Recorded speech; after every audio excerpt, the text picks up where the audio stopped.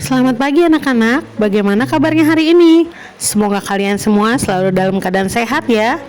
Hari ini kita akan melanjutkan pembelajaran tema 2, Persatuan dalam Perbedaan, dengan materi adaptasi tumbuhan. Yuk disimak dengan baik. Sebelum kita mulai, Bu Guru mau tanya dulu nih, apa kalian sudah tahu apa yang dimaksud dengan adaptasi? Tumbuhan sebagai makhluk hidup harus menyesuaikan diri atau beradaptasi untuk bertahan hidup. Adaptasi adalah ciri-ciri khusus yang dimiliki tanaman atau tumbuhan untuk menyesuaikan diri dengan tempat atau daerah tempat tinggalnya. Lalu, bagaimana ya cara tumbuhan beradaptasi? Setiap jenis tumbuhan memiliki ciri-ciri yang berbeda. Ada tumbuhan yang memiliki ciri khusus pada tubuhnya, seperti batang daun berduri, daun yang lebar, atau akar yang muncul ke permukaan tanah. Perbedaan ciri setiap jenis tumbuhan merupakan salah satu bentuk penyesuaian diri atau adaptasi. Berikut contoh adaptasi tumbuhan terhadap habitatnya. Adaptasi tumbuhan pada lingkungan kering. Tumbuhan yang dapat hidup di lingkungan kering disebut xerofit. Contoh tumbuhannya yaitu lidah buaya, cocor bebek, dan kaktus. Bentuk adaptasi yang dilakukan oleh tumbuhan xerofit ini yaitu dengan daun termodifikasi berbentuk duri untuk mengurangi penguapan, permukaan batang berlapis lilin, akar yang sangat panjang untuk mencari sumber air, dan batang tebal yang berisi air.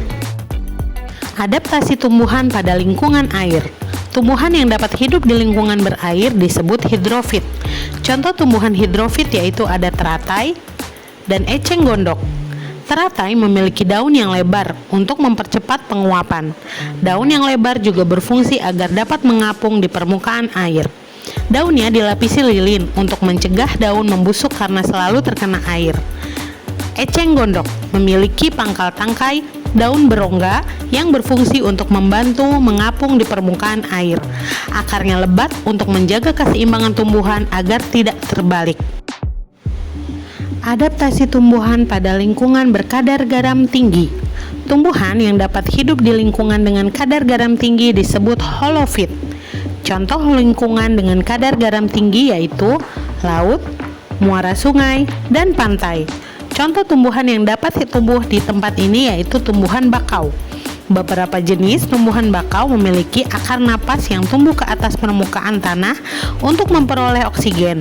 Ada juga tumbuhan bakau yang memiliki akar tunjang untuk menopang tumbuhan di tanah yang berlumpur dan menahan terjangan ombak. Selain itu, daunnya kaku dan tebal dengan permukaan licin yang berfungsi mengurangi penguapan. Bagian bawah daun bakau memiliki kelenjar untuk mengeluarkan kelebihan kadar garam. Adaptasi tumbuhan pada lingkungan lembab. Tumbuhan yang dapat hidup di lingkungan lembab disebut hygrofit. Contoh tumbuhan hygrofit adalah begonia dan tumbuhan paku. Oleh karena itu, di tempat lembab, penguapan terjadi dengan lambat.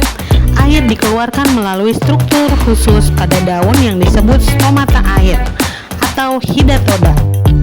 Adaptasi tumbuhan pada lingkungan miskin nitrogen.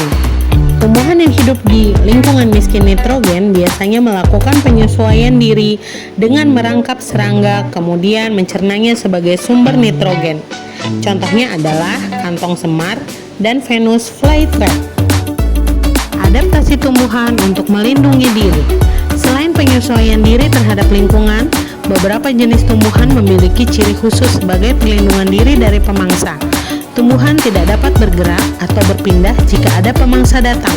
Oleh karena itu, tumbuhan melakukan beberapa penyesuaian diri untuk melindungi diri dari pemangsa. Berikut beberapa contoh penyesuaian diri yang dilakukan tumbuhan untuk melindungi diri. Memiliki duri. Beberapa tumbuhan memiliki duri pada batangnya atau buahnya untuk melindungi diri.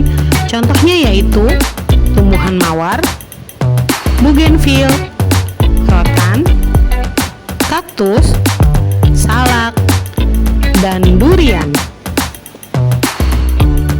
Memiliki rambut halus.